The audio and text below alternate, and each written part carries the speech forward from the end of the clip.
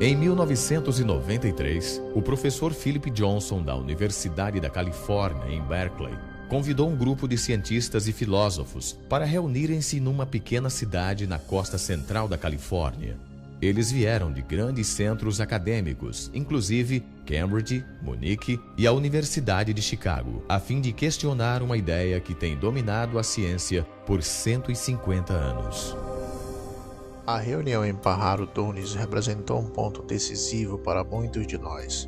Todos nós tínhamos perguntas sobre a teoria da evolução, mas quando nós nos reunimos, cada um trouxe algo de sua própria área, e de repente tivemos um vislumbre de um novo modo de olhar para a vida. Diria que este foi um período intenso na minha vida, quando percebi que existia algo muito mais intelectualmente satisfatório que o ponto de vista que tivera antes.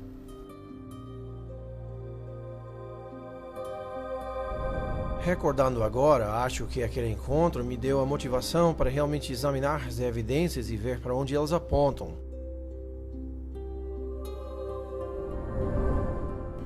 Percebi que este questionamento era maior que qualquer pessoa ou matéria de ensino. Era o início de uma comunidade de cientistas que estavam agora dispostos a enfrentar o mistério fundamental da origem da vida.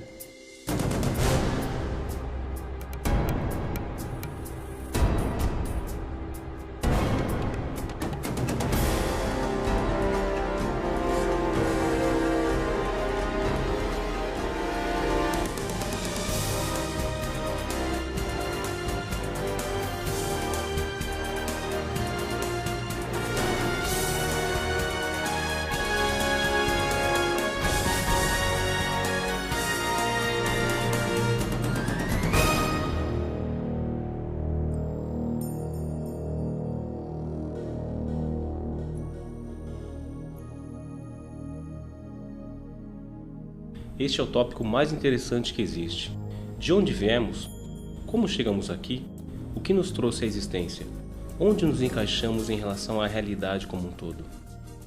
Considerando a diversidade e complexidade incrível da vida, inevitavelmente surge a pergunta: o que trouxe tudo isso à existência? Foi simplesmente o acaso e necessidade, ou há algo mais acontecendo? Existe um propósito, um plano, um projeto devido a uma causa inteligente? Penso que esta seja a pergunta fundamental.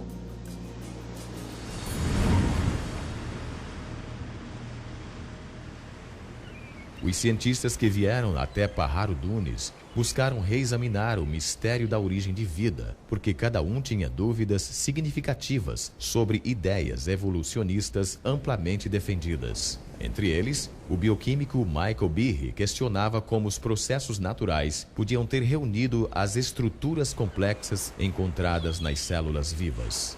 Dean Kenyon era um biólogo evolucionista que não pensa mais que somente a química pode ser responsável pela origem da vida na Terra. Stephen Meyer, Paul Nelson e William Dembski buscavam uma nova abordagem que pudesse explicar a origem das informações genéticas codificadas em organismos vivos. Esses cientistas e filósofos começaram a formular uma alternativa para a teoria central de biologia moderna, uma teoria nascida na mente de um naturalista britânico chamado Charles Darwin.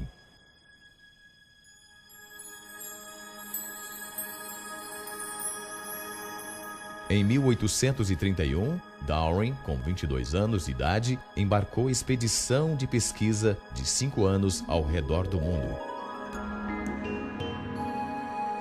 Ele partiu da Inglaterra viajando no navio HMS Beagle, passando pelo ponto mais ao sul da América do Sul, e daí para o norte na direção de uma cadeia de ilhas vulcânicas do Oceano Pacífico chamada Galápagos.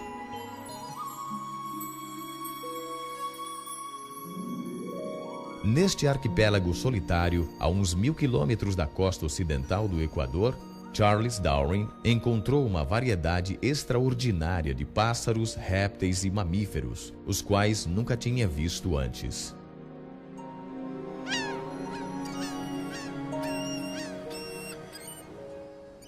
Durante mais de um mês, Darwin estudou a vida vegetal e animal, fez anotações extensivas e colecionou amostras. Depois foi embora para nunca mais voltar. Então, 25 anos se passaram enquanto ele desenvolvia sua teoria. Em 1859, Darwin publicou um livro intitulado A Origem das Espécies. Seu impacto sobre a ciência e, no final das contas, sobre toda a cultura ocidental foi dramático. Darwin alegou que toda a vida era o produto de forças naturais puramente desgovernadas. O tempo, o acaso e um processo que ele chamou de seleção natural. Antes de Darwin, a maioria dos cientistas e filósofos, tais como Platão, Newton e Kepler, consideravam o mundo como produto de algum projeto ou plano. Mas uma mudança fundamental ocorreu com a ideia de Darwin sobre a seleção natural, a qual desencadeou uma profunda mudança na filosofia científica.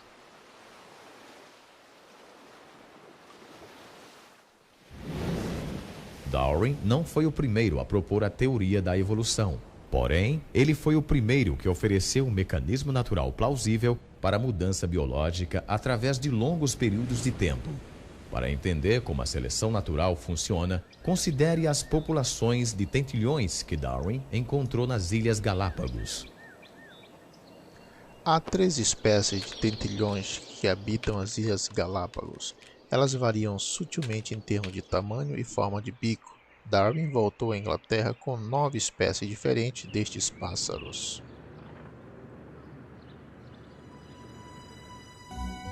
Conforme a teoria contemporânea do darwinismo, as diferenças no tamanho e na forma do bico dos pássaros são os resultados diretos da seleção natural. Um exemplo frequentemente citado tem a ver com as espécies de tentilhões que comem sementes.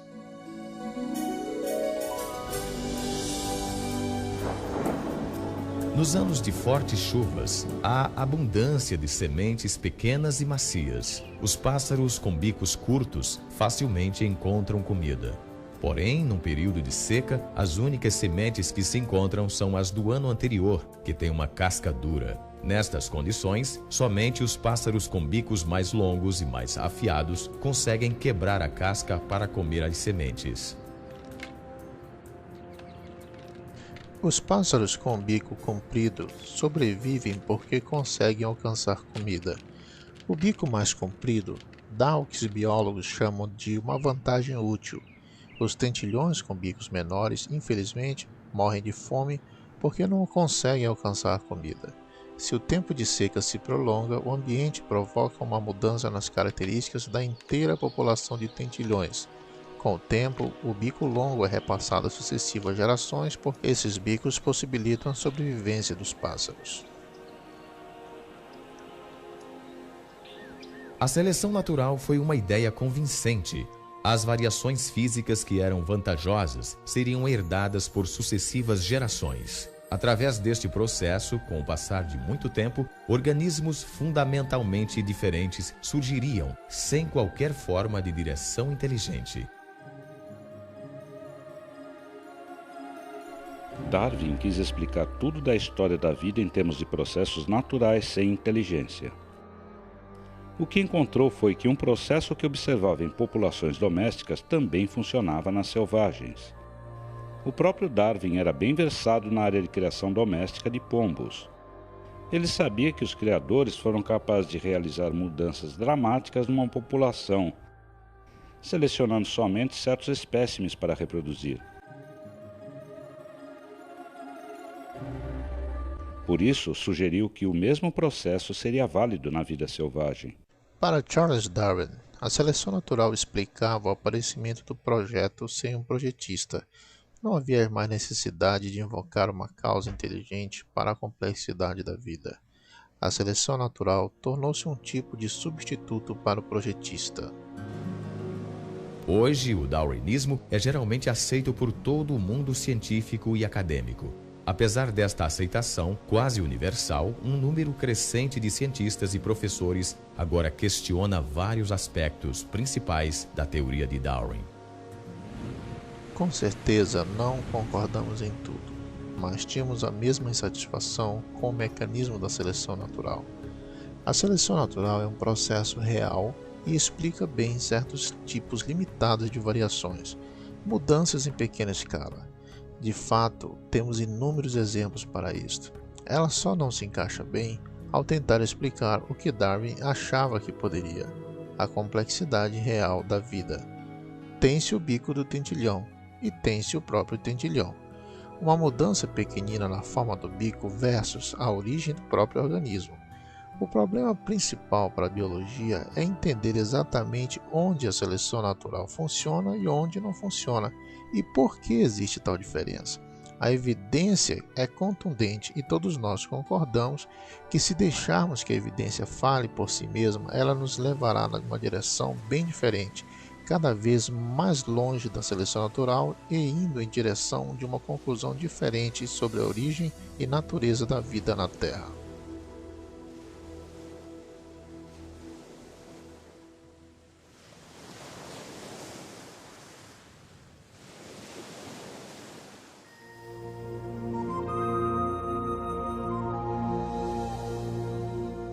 A seleção natural atua somente ao tirar vantagem de variações minúsculas e sucessivas.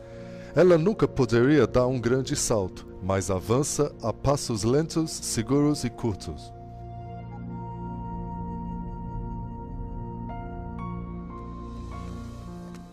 É realmente interessante notar que quanto mais sabemos sobre a vida e quanto mais sabemos sobre biologia, mais problemas surgem com o darwinismo e o projeto inteligente se torna mais aparente. Desde 1988, o Dr. Michael Behe pesquisa sistemas biológicos complexos que parecem desafiar a explicação pela seleção natural. Durante muito tempo, acreditei que a evolução de Darwin explicava o que víamos em biologia.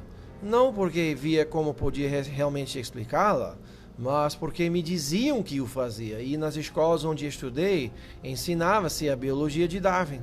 Na faculdade e vários cursos de graduação, vivi num ambiente onde apenas se supunha que a evolução de Darwin explicava a biologia. Mais uma vez, não via razão nenhuma para duvidar. Somente há uns 10 anos ou mais, li um livro chamado Evolução, uma teoria em crise, escrito por um geneticista australiano chamado Michael Denton.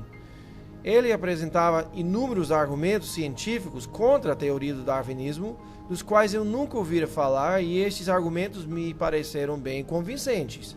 A esta altura, comecei a ficar um pouco enraivecido, pois me senti enganado. Via diante de mim uma quantidade de argumentos muito bons. Mas eu mesmo já fiz um doutorado em bioquímica, tornara-me membro do corpo docente e nunca ouvira falar sobre nada disto. Assim, dali por diante, fiquei muito interessado na questão da evolução e cheguei à conclusão que os processos do darwinismo não são a explicação completa para a vida. O ceticismo de Michael Behe originou-se em grande escala no que a biologia moderna já revelou sobre a unidade mais fundamental da vida, a célula. No século XIX, os cientistas achavam que a parte básica da vida, a célula, era apenas uma simples bolha de protoplasma, como um pedacinho de gelatina, que não era difícil de se explicar. Esta ideia realmente não apresentou mudança nenhuma até o início dos anos 50. Daí para cá, nosso conhecimento sobre a célula sofreu uma explosão.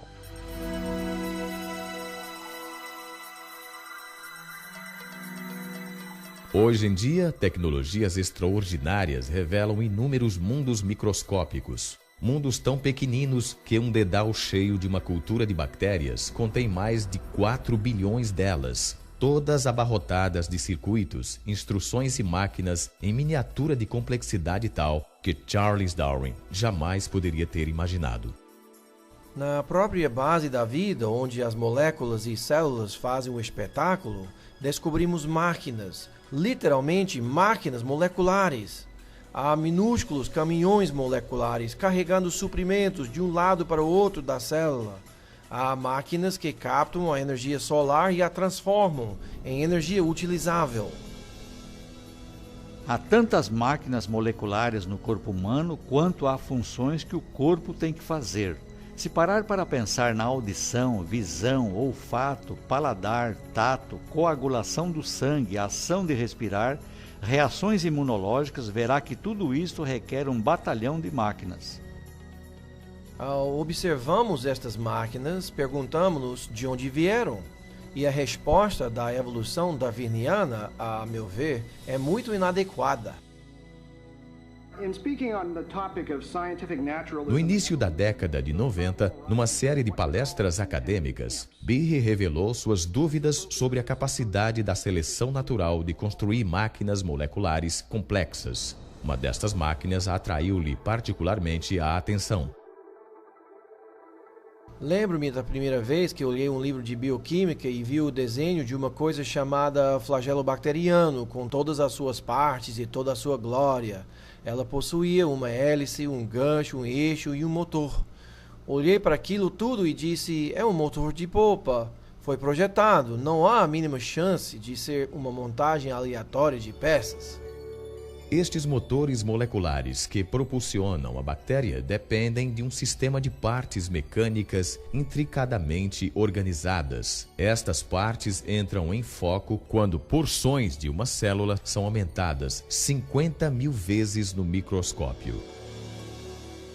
Os bioquímicos usaram micrógrafos de elétrons como este, a fim de identificarem as partes e a estrutura tridimensional do motor flagelar. Neste processo, revelaram uma maravilha da engenharia numa escala minúscula. Howard Berg, em Harvard, classificou esta máquina como a mais eficiente do universo. Algumas delas batem a 100.000 rotações por minuto e são ligadas num transdutor de sinal ou mecanismo sensorial, de modo que reagem conforme as características do ambiente. E embora girem com tal rapidez, podem parar num piscar de olhos. Leva somente 1/4 de revolução para pararem, mudarem de direção e começarem a girar a 100.000 RPM em outra direção. E, igual aos motores de polpa num barco, possuem muitas partes necessárias ao seu funcionamento. O flagelo bacteriano possui duas marchas, a que vai para a frente e a reversa, refrigeração à água e força protônica. Tem um estator, um rotor, uma junta universal, um eixo e uma hélice, os quais funcionam como peças de uma máquina. Não é apenas por conveniência que lhes damos estes nomes, esta é realmente a função deles. Desde a sua descoberta, os cientistas tentaram entender como um motor giratório poderia ter surgido através da seleção natural. Até agora, não conseguiram oferecer qualquer explicação darwiniana. A fim de ver por que precisamos entender um aspecto das máquinas moleculares conhecido como complexidade irredutível. O termo complexidade irredutível foi inventado por Mike Behe ao descrever estas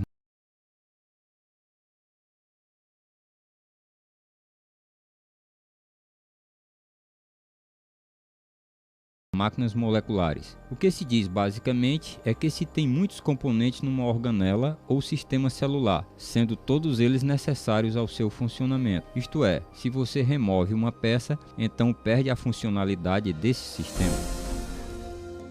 A ideia da complexidade irredutível pode ser ilustrada por uma máquina não biológica conhecida, uma ratoeira. A ratoeira é composta de 5 partes básicas. Um gancho para segurar a isca, uma mola forte, um arame fino e arqueado chamado martelo. Outro gancho que prende o martelo no lugar e um suporte sobre o qual o sistema completo é montado. Se uma destas partes estiver faltando ou for defeituosa, o mecanismo não vai funcionar. Todos os componentes deste sistema irredutível complexo devem estar presentes de modo simultâneo para que a máquina possa desempenhar sua função. Pegar o rato. A complexidade irredutível também pode ser aplicada a máquinas biológicas, inclusive ao motor flagelar. No final das contas, há cerca de 40 partes diferentes de proteínas que são necessárias ao funcionamento desta máquina, e se uma delas estiver faltando, então você tem um flagelo que não funciona porque o gancho está faltando, ou o eixo, ou seja o que for, ou nem mesmo se liga à célula. Em termos evolucionários, é preciso ser capaz de explicar como se pode montar este sistema gradualmente, quando não há função, até que se tenha todas as partes no lugar.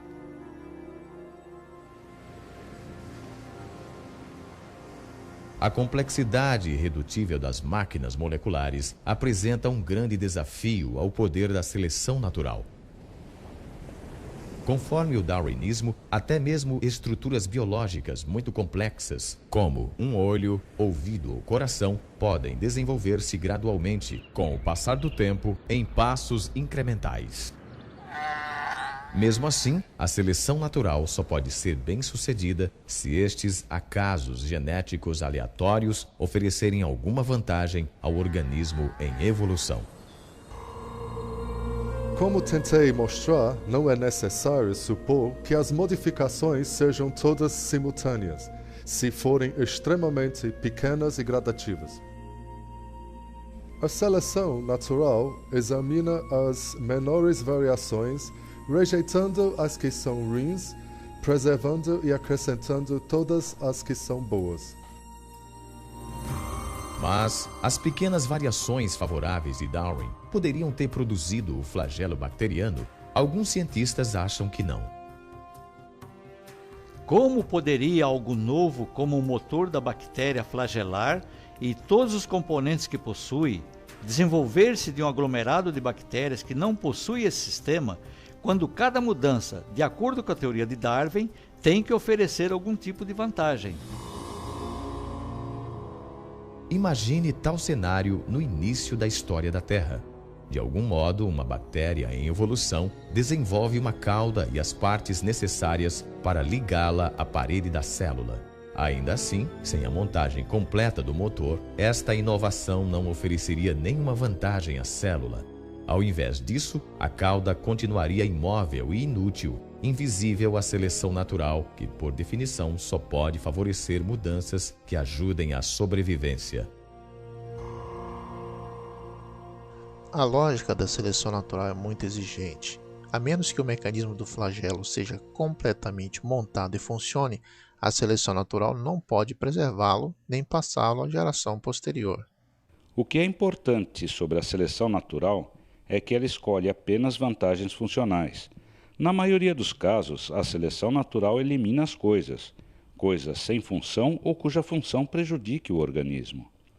Assim, se houver uma bactéria com cauda que não funciona como flagelo, as chances são de que a seleção natural a elimine. O único modo de se escolher um flagelo é ter um que funcione, e isto significa que se tenha todas as partes do motor bem do início. Sendo assim, a seleção natural não pode lhe dar o flagelo bacteriano. Ela apenas funciona após o flagelo já estar funcionando. Em 1996, Michael Behe publicou um livro intitulado A Caixa Preta de Darwin. No livro, ele argumenta que a seleção natural, conforme o darwinismo, não podia explicar a origem do flagelo bacteriano nem qualquer outro sistema biológico de complexidade irredutível. Behe concluiu que a complexidade integrada desses sistemas apontam para um projeto inteligente.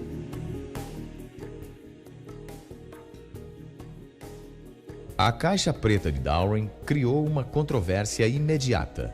Mais de 75 publicações revisaram o livro. Alguns cientistas elogiaram a obra de Behe, ao passo que outros a descartaram como não científica e motivada pela religião. Alguns insistiam também que ele subestimara o poder da seleção natural. Argumentavam que o motor flagelar poderia ter sido criado com partes de outras máquinas moleculares mais simples, como esta bomba celular. Se os componentes da bomba já existiam, poderiam ter sido preservados pela seleção natural antes mesmo que o motor bacteriano surgisse. Esta teoria se chama coopção. Está dizendo, em essência, que a evolução ou seleção natural em algum momento pôde pedir emprestado componentes de uma máquina molecular e construir uma nova máquina com alguns destes componentes. Scott Minich pesquisou o motor flagelar durante uns 20 anos. Sua pesquisa o levou a contestar o argumento da coopção.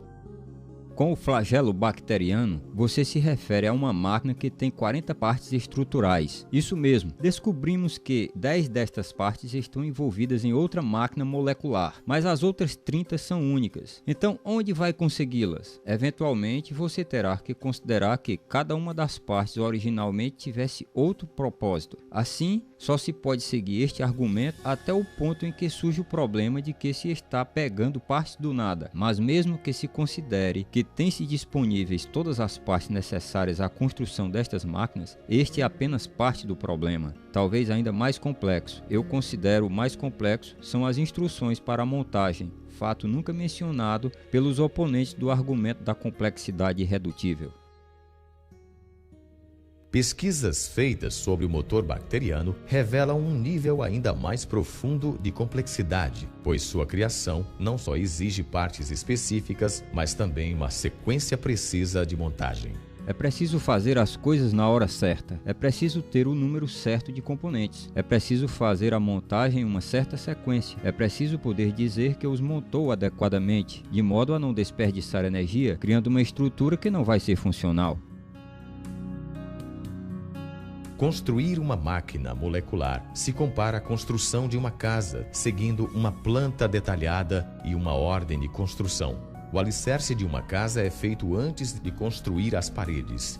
O encanamento e as instalações elétricas são instalados antes de rebocar as paredes. As janelas precisam estar no lugar antes que se coloque a pedra do parapeito, e as telhas só podem ser colocadas depois da estrutura para o telhado.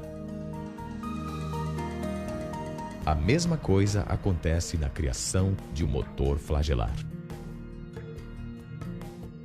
Esta estrutura é feita de dentro para fora. Conta-se o número de componentes na construção de um anel, da parte fixa do motor, e depois de montado algo diz: tudo bem, não se precisa mais desse componente. Acrescentamos então um eixo, um anel, outro eixo e um cotovelo. Quando o cotovelo chega a certo tamanho e certo grau de curvatura, mais ou menos 90 graus, termina aquele processo e então se começa a acrescentar os componentes para a hélice. Tudo isso é feito numa sequência precisa, exatamente como se constrói uma casa.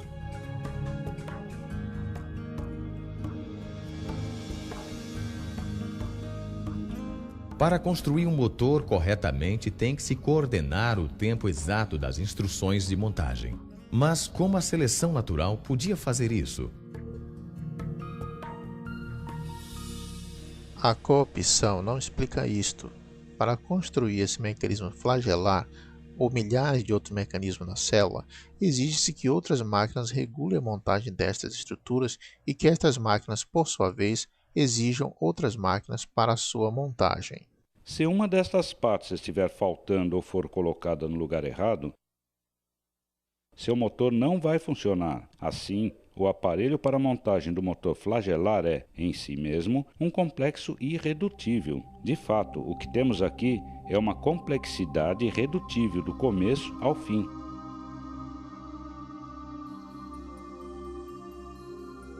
Sabemos muito sobre o flagelo bacteriano, mas ainda temos muito a aprender. Não há explicação sobre como esta máquina molecular complexa possa ter sido produzida se usarmos o mecanismo darwiniano. Há 150 anos, os cientistas não sabiam nada sobre máquinas moleculares de complexidade irredutível.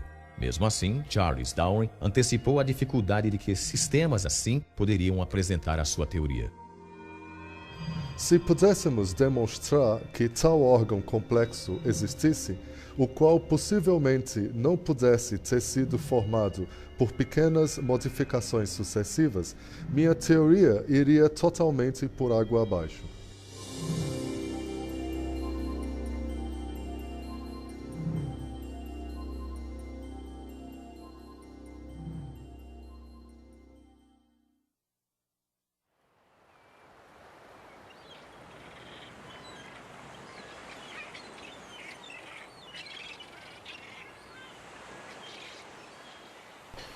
Existem realmente duas grandes perguntas na biologia. Como se conseguem formas vivas novas, com estruturas novas como asas e olhos da vida já existente? E, em segundo lugar, como a vida se originou na Terra? Sabemos que Darwin passou a maior parte da vida formulando uma resposta para a primeira destas duas perguntas.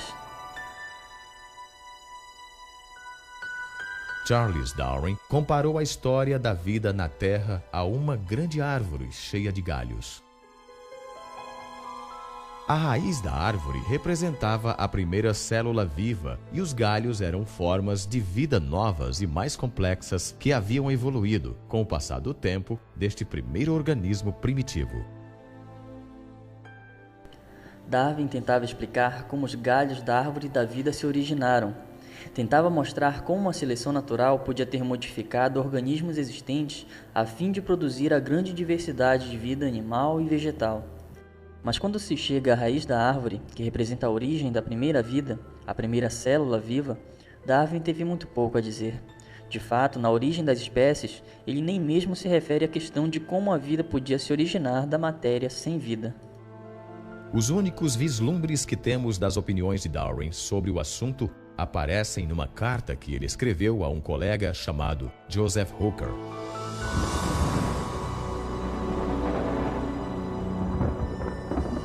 Com relação à primeira produção de um organismo vivo, se, e que grande se, pudéssemos conceber num lago pequenino de água morna, com todo tipo de amônio e sais fosfóricos, luz, calor e eletricidade, e que fosse formado quimicamente uma combinação de proteínas pronta para sofrer mudanças ainda mais complexas, atualmente tal matéria seria devorada instantaneamente.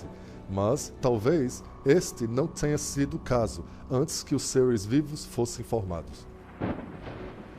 Nos últimos anos da vida, Darwin fez muito pouco para desenvolver sua ideia da origem da primeira célula primitiva.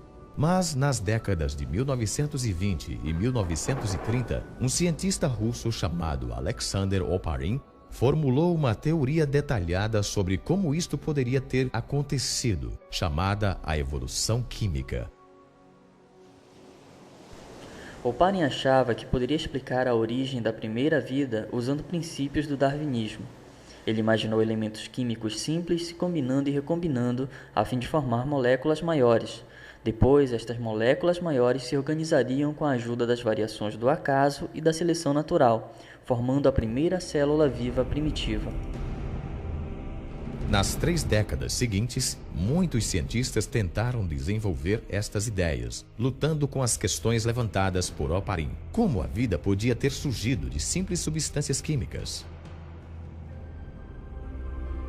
O homem achou que sabia a resposta.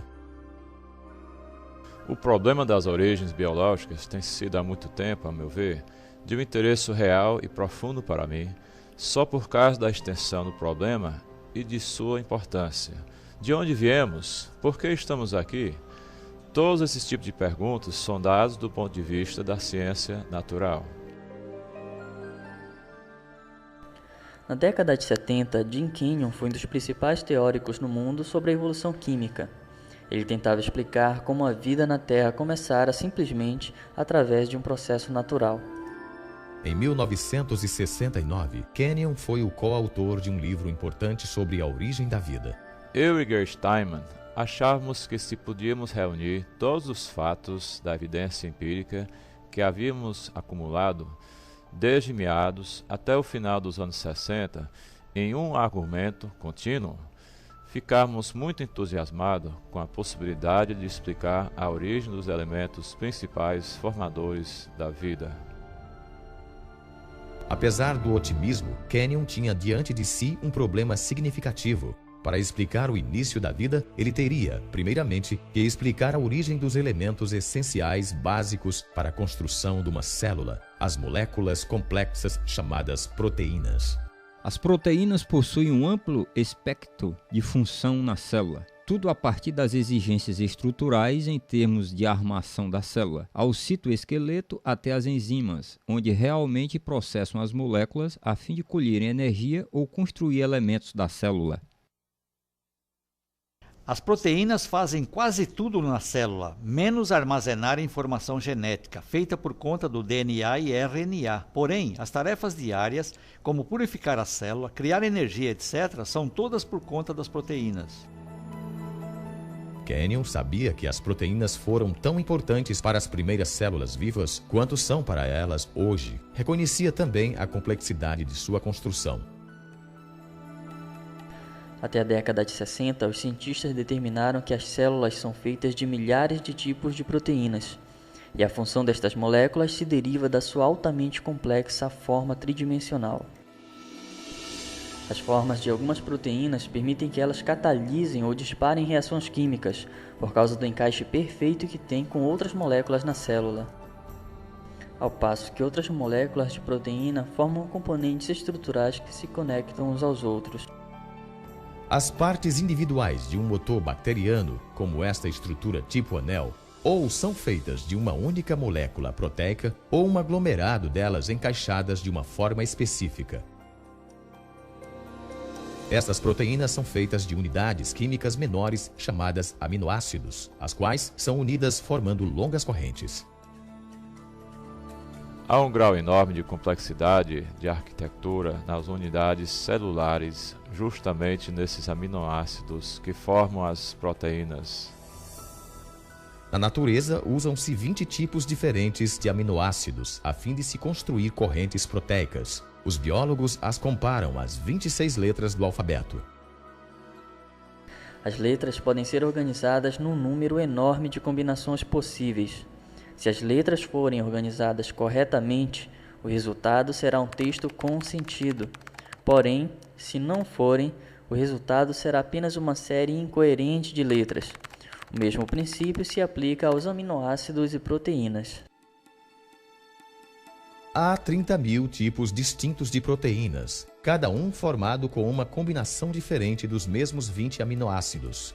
Eles se formam em correntes, geralmente com centenas de unidades de comprimento. Se os aminoácidos estiverem na sequência correta, então a corrente se dobra numa proteína que funciona. As proteínas se combinam com seus aminoácidos de tal forma que os aminoácidos se fecham uns sobre os outros numa arquitetura pré-programada pela ordem dos aminoácidos. Eles se dobram numa certa estrutura e essa estrutura é capaz de realizar certa função. Assim, todas as proteínas na célula têm um certo padrão tridimensional, baseado na organização dos aminoácidos na corrente. Esta organização é crítica. Se a sequência dos aminoácidos for incorreta, forma-se uma corrente inútil, a qual, ao invés de se dobrar numa proteína, será destruída na célula. As proteínas, como o código do computador, têm que ser exatas. A função do todo depende da organização exata de cada parte. Mas o que produz a sequência exata dos aminoácidos, que faz surgir formas e funções específicas das proteínas? Nas décadas de 50 e 60, as descobertas sobre a estrutura da proteína obrigaram os biólogos a confrontarem este mistério. Dean Kenyon acreditava que podia resolvê-lo. Em seu livro Predestinação Bioquímica, Kenyon e Gary Steinman propuseram uma teoria intrigante. Kenyon escreveu: talvez a vida tenha sido predestinada bioquimicamente pelas propriedades de atração que existem entre suas partes químicas, principalmente entre os aminoácidos nas proteínas. Quando o livro Predestinação Bioquímica foi lançado, eu e meu coautor estávamos totalmente convencidos que tínhamos a explicação científica para as origens. Kenyon propôs que as propriedades químicas dos aminoácidos faziam com que eles fossem atraídos uns aos outros, formando as longas correntes que se tornaram as primeiras proteínas. Isto significava que a vida foi efetivamente predestinada por nada mais do que a química. Muitos cientistas acataram as ideias de Kenyon, e durante mais de 20 anos, o livro Predestinação Bioquímica tornou-se um texto best-seller na teoria da evolução química. Mesmo assim, 5 anos após a publicação do livro, Kenyon quietamente começou a duvidar da plausibilidade de sua própria teoria. Foi durante todo esse período de tempo que minhas dúvidas sobre certos aspectos do registro evolucionário se tornaram aparentes. Ao entrar em contato com um contra-argumento poderoso, dado a mim por um de meus alunos, não pude refutá-lo. Kenyon teve que explicar como as primeiras proteínas poderiam ter sido montadas sem a ajuda de instruções genéticas. Nas células vivas, hoje, as correntes de aminoácidos não são formadas diretamente pelas forças de atração entre suas partes, como Kenyon sugeriu. Ao invés disso, outra macromolécula dentro da célula armazena instruções para montar as proteínas. Esta macromolécula se chama DNA. No início, Kenyon acreditava que as proteínas poderiam ter sido formadas diretamente dos aminoácidos, sem nenhuma instrução de montagem. Porém, quanto mais ele aprendia sobre os aminoácidos e proteínas, tanto mais duvidava que as proteínas pudessem se automontar sem as instruções do DNA. No DNA, Kenyon encontrou uma molécula com uma propriedade que ele não podia explicar através dos processos naturais, porque, guardada na sua estrutura em dupla hélice, há uma abundância de informações na forma de substâncias químicas precisamente sequenciadas, que os cientistas representam com as letras A, C, T e G. Numa linguagem escrita, a informação é comunicada pela organização das letras. Do mesmo modo, as instruções necessárias para montar aminoácidos em proteínas são enviadas pelas sequências de substâncias químicas organizadas ao longo da escada do DNA. Este código químico tem sido chamado a linguagem da vida. Ele é o mais compacto e elaboradamente detalhado conjunto de informações que se conhece no universo. Como outros cientistas trabalhando na origem da vida, Kenyon notou que tinha duas escolhas. Ou tinha que explicar de onde vinham estas instruções genéticas de montagem, ou como as proteínas poderiam ter surgido diretamente dos aminoácidos sem o DNA nos oceanos primitivos. No final, ele viu que não podia explicar nenhum nem outro.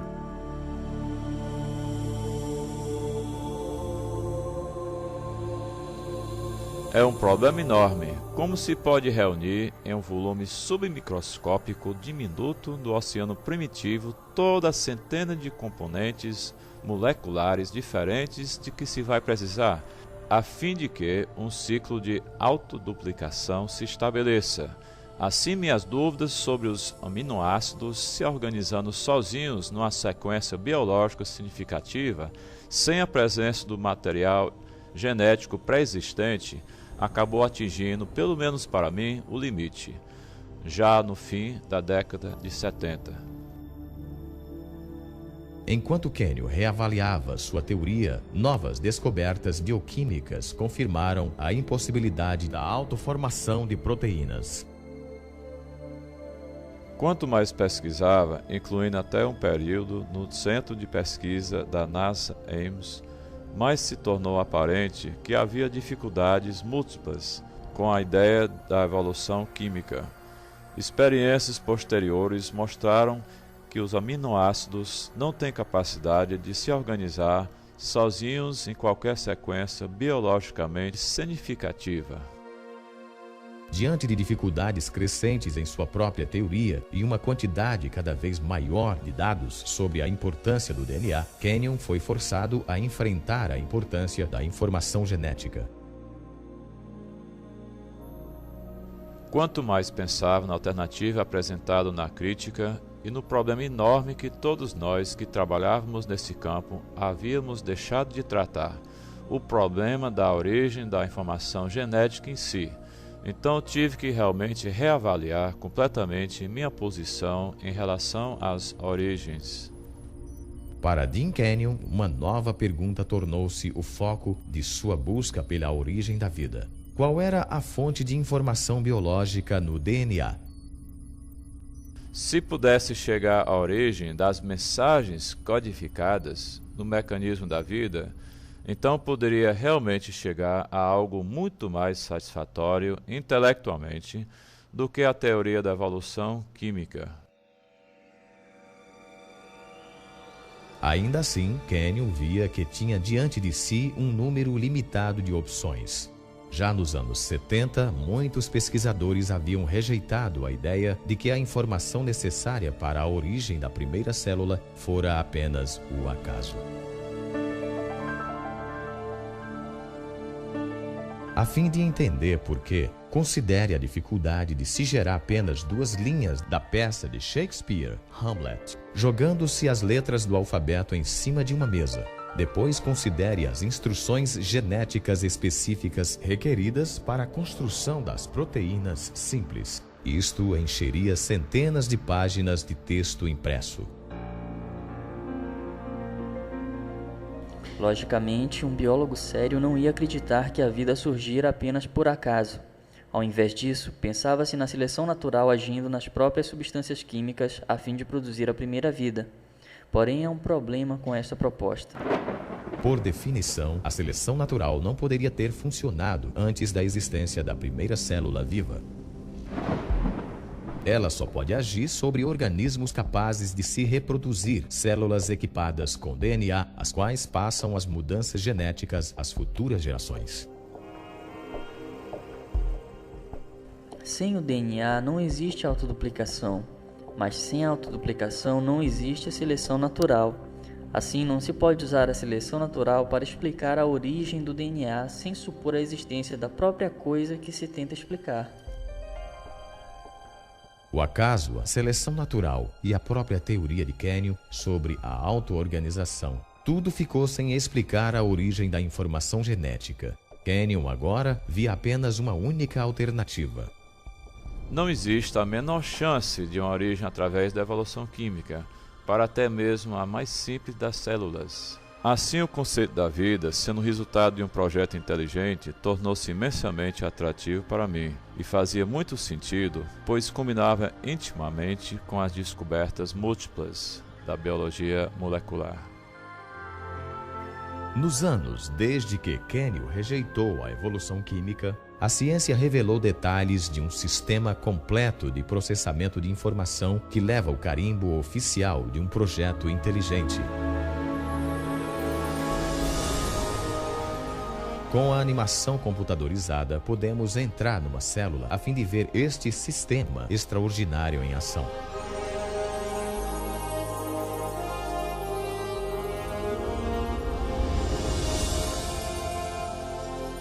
Após entrar no coração da célula, vemos os altamente enroscados fios de DNA, armazéns para as instruções necessárias a fim de se fabricar cada proteína num organismo.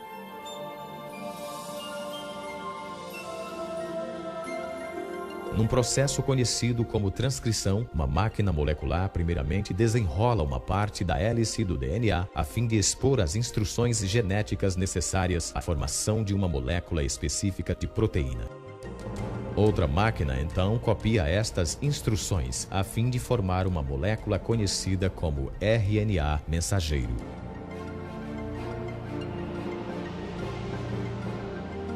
Quando a transcrição se completa, o fio finíssimo de RNA carrega a informação genética através do complexo nuclear de poros, o porteiro para o tráfego dentro e fora do núcleo da célula.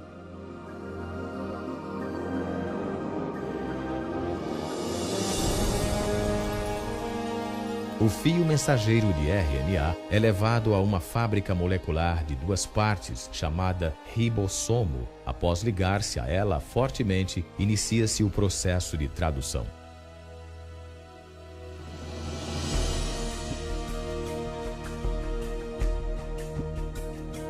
Dentro do ribossomo, uma linha de montagem molecular constrói uma cadeia de aminoácidos especificamente sequenciada. Estes aminoácidos são transportados de outras partes da célula e então ligados em cadeias de centenas de unidades de comprimento. Esta organização sequenciada determina o tipo de proteína fabricada.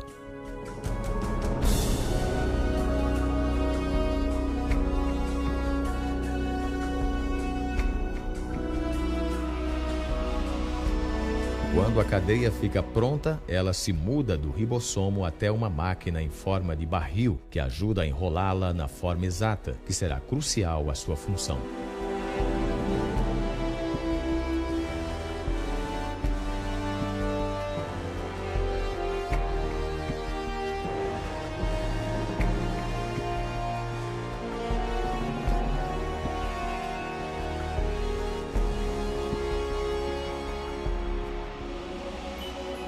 Após a cadeia ser enrolada numa proteína, é então liberada e levada por outra máquina molecular até o lugar exato onde será usada. Isto realmente vira a cabeça da gente, perceber nessa escala microscópica um aparelho sincronizado de modo tão perfeito, um aparelho que leva as marcas de um projeto e fabricação inteligente. E temos os detalhes de um imensamente complexo domínio molecular de processamento de informação genética, e é exatamente nesse novo campo, conhecido como genético molecular, onde vemos a evidência mais convincente de projeto existente na Terra.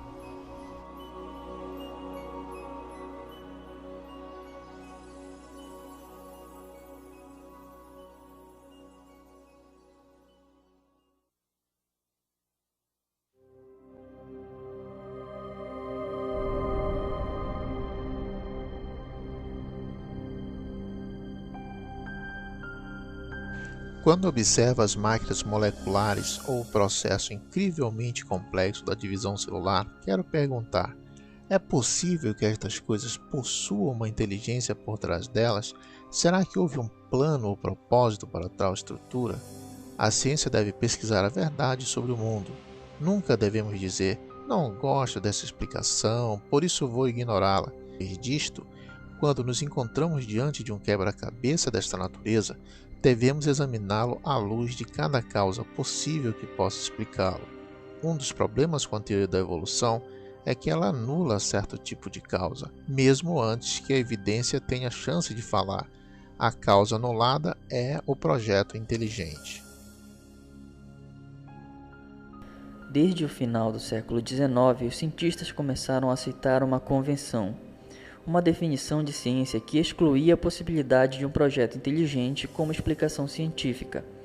Essa convenção chama-se metodologia do naturalismo, o qual significa que, se quiser ser científico, você deve limitar-se a explicações baseadas somente nas causas naturais, eliminando a possibilidade do projeto inteligente.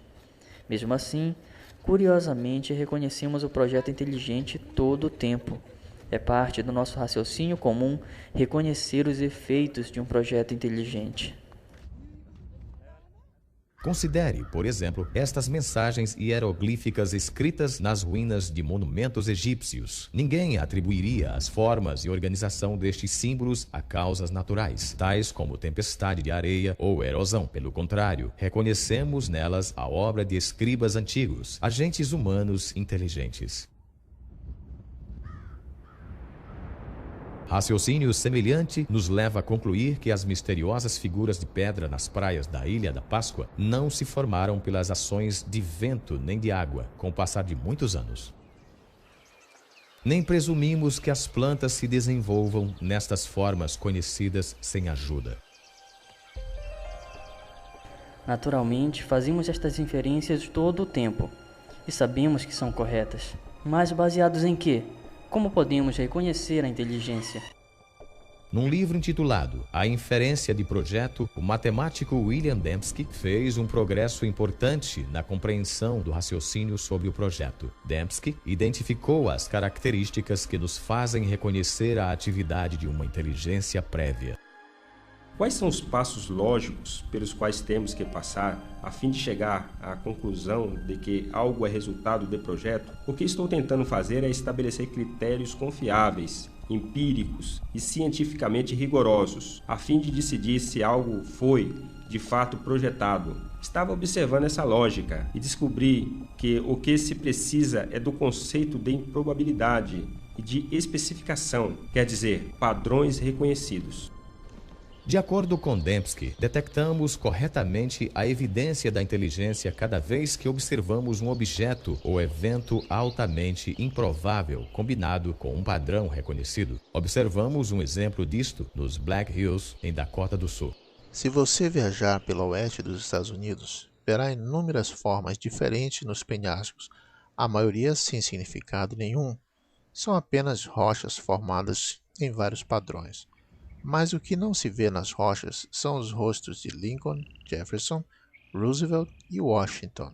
O único lugar em que se pode vê-los é em Dakota do Sul, e a razão para isto é porque um escultor excêntrico decidiu honrar estes presidentes, esculpindo o rosto de cada um deles na lateral dessa montanha. O padrão é improvável. Sabemos, porém, que houve 4 senhores, os quais foram presidentes dos Estados Unidos, que tinham padrões específicos nos seus rostos, e estes padrões combinam perfeitamente com os padrões da lateral desta montanha em Dakota do Sul. Vendo aqueles rostos, reconheço imediatamente que combinam com os rostos de 4 presidentes conhecidos. Entendo então que no Monte Rushmore temos não apenas uma configuração de rocha altamente improvável, mas também algo que combina com um padrão independente, o qual certamente indica projeto inteligente. Então temos uma probabilidade diminuta junto com a especificação. É um projeto.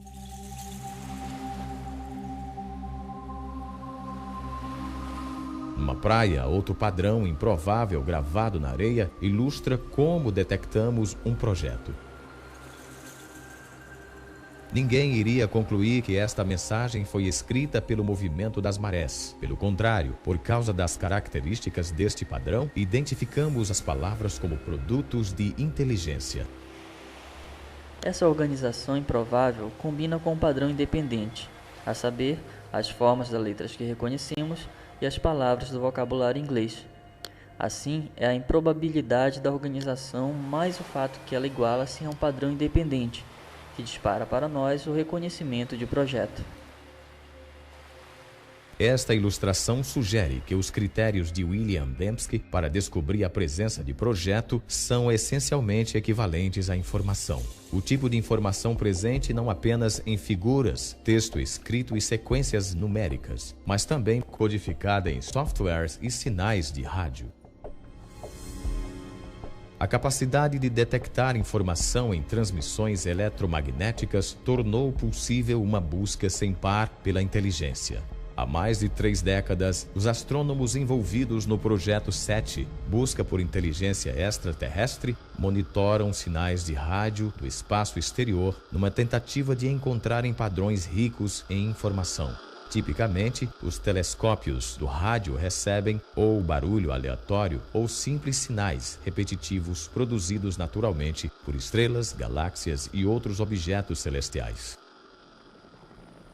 Mas os astrônomos reconhecem que, se algum dia identificarem um sinal carregando informação, ele confirmaria a existência de vida inteligente além da Terra. Alguns especularam que uma civilização extraterrestre poderia ter tentado comunicar-se transmitindo mensagens na linguagem universal da matemática, talvez através de um padrão reconhecível como uma série de números primos. Isso não acontece por acaso. É preciso haver complexidade ou improbabilidade, muitos números primos e também um padrão. E é preciso que seja tipo certo de padrão, não há um imposto por você. Até hoje, as pesquisas do Projeto 7 ainda não detectaram nenhum padrão ou informação que mostre inteligência lá fora. Mas em outro universo, muito mais próximo de casa, os cientistas descobriram um tesouro de informação dentro do núcleo de uma célula viva. O DNA tem uma estrutura ideal para transportar informação. Nas bases A, T, C e G da dupla hélice do DNA, há um potencial para armazenar uma quantidade enorme de informação. Não há nenhuma entidade no universo conhecido que armazene e processe mais informação de modo tão eficiente quanto a molécula do DNA. Um complemento total de DNA humano possui 3 bilhões de caracteres individuais. A análise das regiões codificadas da molécula do DNA mostra que seus caracteres químicos possuem uma organização específica para transmitir instruções detalhadas, tais como as letras numa sentença compreensível ou dígitos binários num código de computador. Bill Gates já disse que o DNA é como um programa de computador, apenas muito mais complexo. E se refletir nisso, verá que é uma observação altamente sugestiva, porque sabemos que Bill Gates não emprega vento, nem erosão, nem geradores de números aleatórios a fim de gerar seu software. Pelo contrário, ele emprega engenheiros inteligentes, engenheiros de software. Assim, tudo o que sabemos por experiência própria sugere que sistemas ricos em informação surgem de um projeto inteligente. Mas o fato é que há informação na vida, em cada célula viva de cada organismo vivo. De onde vem essa informação? Nos últimos 15 anos, o filósofo e cientista Stephen Meyer tem trabalhado a fim de responder a esta pergunta. Meyer desenvolveu um argumento para demonstrar que um projeto inteligente oferece a melhor explicação para a origem da informação necessária à construção da primeira célula viva. É parte de nosso conhecimento básico que agentes inteligentes podem produzir sistemas ricos em informação. Sabemos hoje que não há explicação natural, nem causa natural que produza informação, nem seleção natural, nem processos auto-organizacionais, nem por acaso. Mas sabemos de uma causa que é capaz de produzir informação, que é a inteligência. Por isso, quando as pessoas reconhecem que houve projeto pela presença da informação no DNA, elas efetivamente fazem o que se chama nas ciências históricas de uma inferência à melhor explanação. Portanto, quando descobrimos um sistema na célula rico em informação, especificamente na molécula do DNA, podemos concluir que uma inteligência teve um papel na origem desse sistema, mesmo que não estivéssemos lá para observar este sistema vindo a existir. A obra de Meyer faz parte agora de um amplo estudo de caso científico para o projeto inteligente que surgiu de uma reunião de cientistas e filósofos na costa central de Califórnia em 1993. O objetivo deles era avaliar uma ideia que está dominando a biologia há mais de um século. No processo, fizeram nascer uma teoria que se tornou conhecida como Projeto Inteligente. A grande promessa do projeto é que ele nos dá um instrumento novo, o qual deve fazer parte da caixa de ferramentas da ciência. As causas inteligentes são reais, elas deixam evidência de sua existência, e uma ciência saudável é aquela que busca a verdade e deixa a evidência falar por si mesma. O argumento para o projeto inteligente se baseia na observação de fatos. Essa é a minha definição de uma boa ciência, a observação dos fatos. Quando observamos os fatos como Michel Berry tem feito, o que vemos? Vemos um padrão fantástico de complexidade interrelacionada. E o modo como chegamos à conclusão do projeto inteligente para o flagelo bacteriano é o mesmo pelo qual tiramos conclusões sobre o motor de polpa. Com o motor de polpa, vemos como as partes interagem e sabemos que alguém fez isto. O raciocínio é o mesmo para as máquinas biológicas, por isso a ideia do projeto inteligente é completamente científica. Com certeza existem implicações religiosas, mas não depende de premissas religiosas. Quando olho para a evidência de modo objetivo, sem eliminar a possibilidade do projeto, o projeto pula para cima com uma explicação mais provável. E é por isso que acredito que seja verdadeiro. Acho que o projeto voltou para a mesa de discussões. Não podemos explicar estes sistemas pela lei natural. E se estamos mesmo buscando a verdade, se são de fato projetados, e se temos que ser engenheiros para entendê-los, então eu pergunto, qual é o problema? Temos que ir até onde os dados nos levam, e as implicações, tudo bem, realmente há implicações metafísicas profundas, mas é assim mesmo. É uma ideia muito forte a de que o universo é racional e compreensível, subscrito por uma inteligência suprema que queria que este mundo fosse compreendido. É algo que transcende o programa da ciência, algo que traz significado ao mundo. Se tudo fosse apenas uma montagem caótica, então não haveria razão para se esperar qualquer propósito lá fora. Mas, de fato, se for produto de uma mente, então a ciência se torna este projeto enorme e maravilhoso de se resolver o quebra-cabeça, no qual se espera achar propósito, beleza e compreensibilidade. Há 150 anos, Charles Darwin transformou a ciência com a teoria da seleção natural. Hoje, esta teoria enfrenta um desafio incomparável. O projeto inteligente acendeu uma centelha, tanto de descoberta quanto de intenso debate sobre a origem da vida na Terra. E por um grupo cada vez maior de cientistas, representa um paradigma, uma ideia com o poder de, mais uma vez, redefinir as bases do pensamento científico. Durante o século XIX, os cientistas acreditavam que haviam duas entidades fundamentais, a matéria e a energia. Mas ao entrarmos no século XXI, há uma terceira e fundamental entidade que a ciência tem obrigação de reconhecer, a qual é a informação. Assim, ao encontrarmos a biologia da era da informação, cresce a suspeita que o que vimos na molécula do DNA é realmente obra de uma mente, obra de inteligência, algo que só pode ser explicado pelo projeto inteligente.